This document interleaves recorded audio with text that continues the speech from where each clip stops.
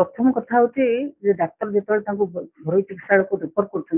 से समस्या आमको जनवा कथा प्रशासन को जनवा निहाती दरकार तेणु आम जाना बहुत कष्ट पेसेंट जो राजी सागर पड़े जेहेतु ये हादसाटा होता ना हूँ कथा आम पाख आसी ना जब मृत्यु न होता तेणु मुझे जनसाधारण को रिक्वेस्ट कर समस्त को रिक्वेस्ट करुँची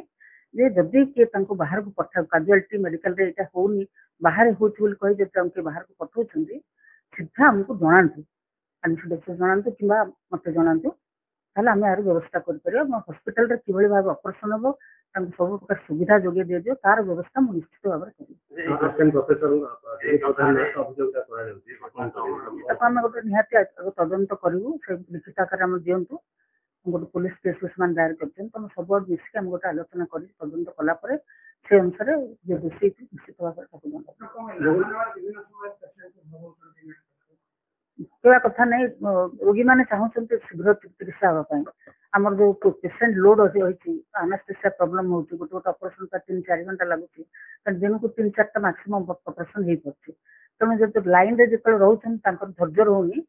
केते जन बीएसपी कार्ड अच्छे बाहर को पड़ते किंतु ये जो फ्रैक्चर केसटा आराम से ये पारता से जो कहले ये होनी बोली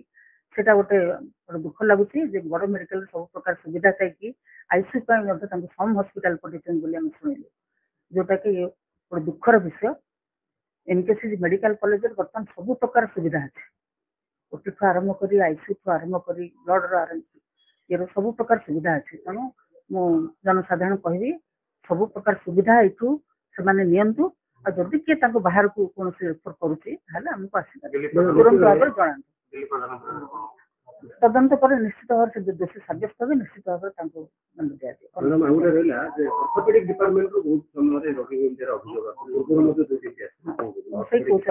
डिपार्टमेंट जो ऑपरेशन प्राय 3-4 घंटा लगुच डेरी रोचे प्राय संध्या तेणु से जो लाइन रोचे रोगी मैंने धैर्य रोनी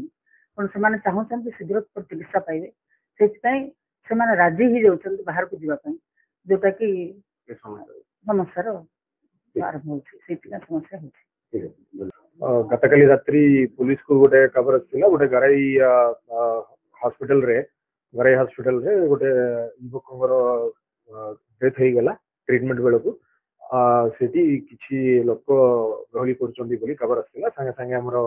आईसी बीएमपुर एवं टीम जाइए स्पॉट रे पहुंची तदंत आमको अभियोग देले लोक मैंने जो थे रिलेटिव्स अभियोग देले ये युवक से एमकेसीजी रे treatment orthopaedic treatment bone treatment आसते सेठी गोटे डॉक्टर कहले प्राइवेट गराई हॉस्पिटल रे आसी ट्रीटमेंट कले भल हो कहले अभियोग अच्छी से अभियोग से आशा वार्ता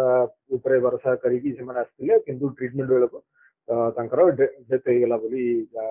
जाना पड़े सो से मैटर आमर बैद्यनाथपुर पुलिस स्टेशन रे केस होची आमर वर्तमान तदंत सर दलाल चक्री आपण पूर्व मध्ये दलाल मान विरोध करथिले एबे सर ए तो डॉक्टर दलाल मानलेनी आपण माने केम सर एबे दलाल पे आपण कोन एक्शन लेनी आमर